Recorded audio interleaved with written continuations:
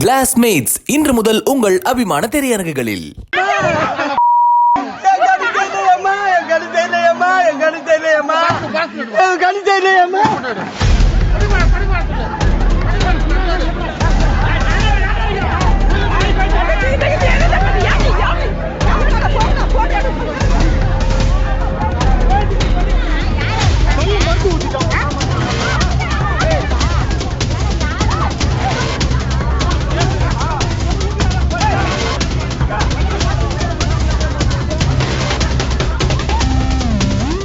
விழுப்புரம் மாவட்டம் மேல்மலையனூர் அடுத்த செவலப்புரை பஞ்சாயத்திற்குட்பட்ட சித்தாத்தூர் கிராமத்தில் சுடுகாட்டு பாதை சம்பந்தமாக இரு தரப்பினரிடையே நீண்ட நாட்களாக பிரச்சனை இருந்தது.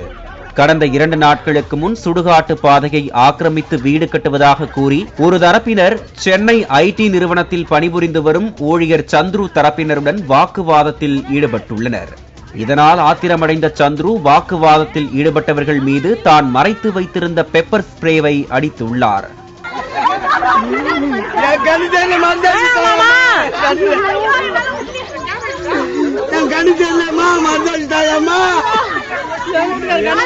இதில் அண்ணாமலை என்பவருக்கு கண்ணில் பட்டதில் தனக்கு கண் தெரியவில்லை என்று கூறியபடி ஓடினார்.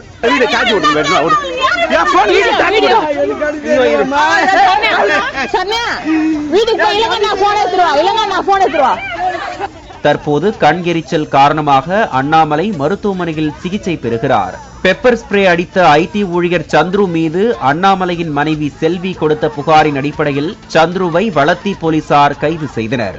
சந்துரு மீது தாக்குதலில் ஈடுபட்டதாக ஜெயக்குமார், சுகுமார், அண்ணாமலை ஆகியோர் மீதும் புகார் அளிக்கப்பட்டுள்ளது.